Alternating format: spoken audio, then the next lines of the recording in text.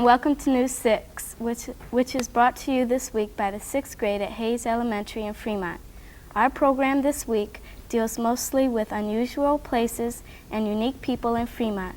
And here's Mike to start us off. One of Fremont's most famous places in pride and joy is Spiegel Grove. Spiegel Grove is a private home of the 19th President of the United States, Rutherford B. Hayes. Hayes and his family lived and died at Spiegel Grove, and the present child attended our school at Hayes Elementary. While studying about Hayes, we went to Spiegel Grove. The President's houses are surrounded by iron gates, which once ringed the White House. The house is just as it was when Hayes died in 1893, and it gives us a good picture of how people lived back then.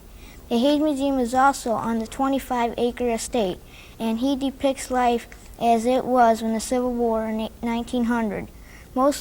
Some of the most interesting exhibits are daughter Fanny's dollhouse, which she received in 1878, and the President's carriage, the Brewster Landau, which purchased by Hayes in 1877 and was used as the official White House vehicle during his presidency.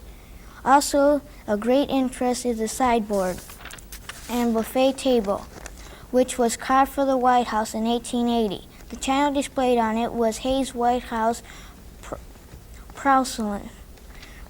Several years ago, it was sold as surplus furniture, and then the Hayes Library purchased it in 1967. We learned more about the Hayes tradition from Mrs. Iva Sprunk. Mrs. Sprunk imitates Lucy Webb Hayes, the President's wife, and she performed for our class. News 6 reporter Richard Jeanette asked Mrs. Sprunk about her wardrobe for the performance. Was it hard to find clothes like she wore? No, not at all. I've been very fortunate because I'm interested in this type of thing. I have a great many old clothes given to me. Most of them are 100 years old.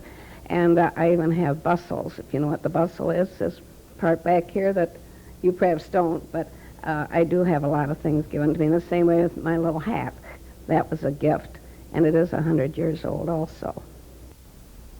Not many cities can claim to be the home of the United States President, and we of Fremont are proud that ours is one that can.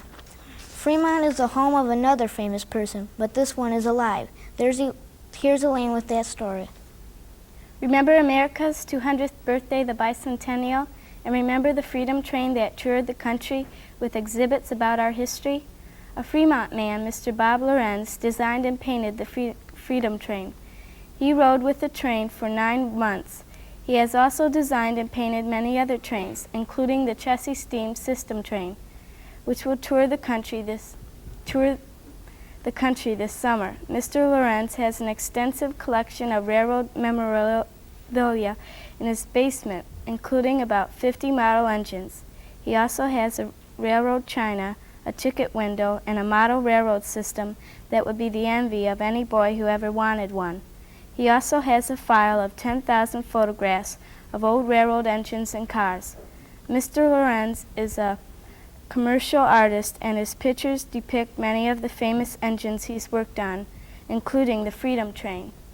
Many of those pictures can be found in numerous railroad books, which Mr. Lorenz has been asked to work on. Fremont resident Martha Christie is not famous, but she is interesting. Here's Sherry with that story. Mrs. Christie has an interesting hobby, glassblowing. Glassblowing is the art of forming a glass object from a molten piece of glass.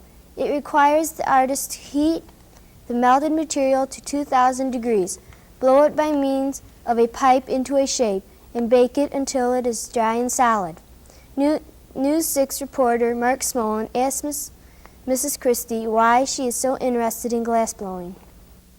It's absolutely fascinating to me. I'm only limited by my own time or my own talents or my own imagination, and I just find it completely absorbing. It's almost like, I just have never done anything. I've done some sculpture, I've done some painting and some other forms, and I love to cook. But to me, the glass is a permanent creative medium. Mrs. Christie blows her glass at the Toledo Museum of Art and mainly makes pieces like paperweights and vases.